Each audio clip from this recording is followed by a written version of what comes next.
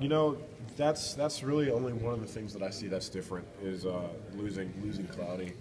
You know, he's an extremely explosive guy. He can make tons of plays. He can run from sideline to sideline.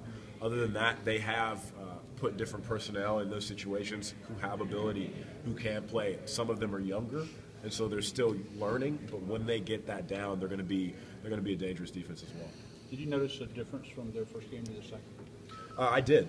I noticed that in the second game at halftime, by the time they got to halftime, they played with much more confidence. They played a lot faster. Their whole defense was swarming to the ball, and they caused turnovers. Do you think this is the first true hostile road test for Hudson, considering Georgia Tech? I know Georgia always has a lot of fans in Atlanta. Given that, how do you think he'll do? I think he'll do well. And I don't think it's his first true road test. Hudson's been at many road games. He's played with crowd noise, but I think it's going to be a different experience. I wouldn't put South Carolina into the same category as just any away game. So it will be a different experience for him, but he'll be playing with guys who have been there, and lost, and guys who know how to prepare for that situation. So I think he knows the gravity that this game holds, and I think he's prepared for that. Was that the loudest crowd 2 years ago that you can recall on the road? It's not the loudest, but it's definitely one of the most unique environments that I can remember. I can explicitly remember how that environment feels, how it sounds, and really how hot and humid it was just because of where it is in South Carolina in that stadium. What was louder? You know, I think my freshman year playing Tennessee was probably the loudest game I've been in. It might be partly because I was a freshman and it was like my second game on the field, but also it was extremely loud and I could feel the ground shake. Last week, the running game was really successful. So do you think South Carolina attempting to stop the running game will open up more opportunities for you guys this week in the passing game? You know, that's just a basic fact of football. If you stack the box and you bring safeties down, then you force a team to pass. And really, if you play in a one-high safety scheme and you have those guys in the box, there's one-on-one coverage outside.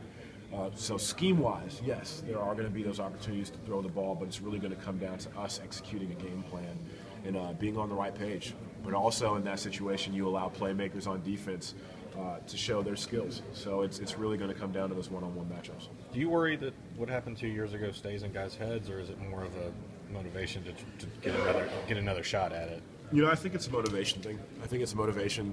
We go back to that game and we watch it, and it's literally like us sitting in the meeting room hitting ourselves over the head, like, why did we do that?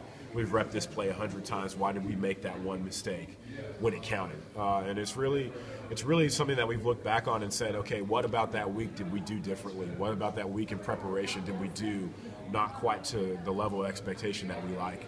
And we look at those things and say we can't let that happen again. And obviously after that game we fixed those things and went on to win some more games, but it really challenges us now not to, you know, make those mistakes so that we don't have to look back in retrospect and say we should have done this. Some teams would just, you know, burn that tape and not even acknowledge it or look at it again, but you guys apparently have been talking about it, studying it. Has it come up a good bit? I wouldn't say it's come up too much, but it has been referenced and it has been you know, put in front of the guys because that was Georgia. That was us playing. Those were mistakes that we made. That was a game that we lost, and we have to own that. We have to move forward. We have to fix those mistakes. You guys are talking a lot more, it seems, about that game than the one last year here that you won, or the fact that y'all are 1-0 and 1-1. Is that intentional? I wouldn't say that it's intentional. I say that game from 2 years ago, losing there, and that sticks with us more. And that's something that really puts a bad taste in our mouth, and saying that we can't go into a hostile stadium, we can't play at a high level. And we don't believe that. We just made the mistakes that allowed people to say that, allowed critics to say that, and we have to fix that. And so that's really one of our goals going into this week is to fundamentally be so secure in what we do that the crowd noise doesn't make a difference. And that's difficult to do. Some of that, too, not focusing on getting too high from Clemson when.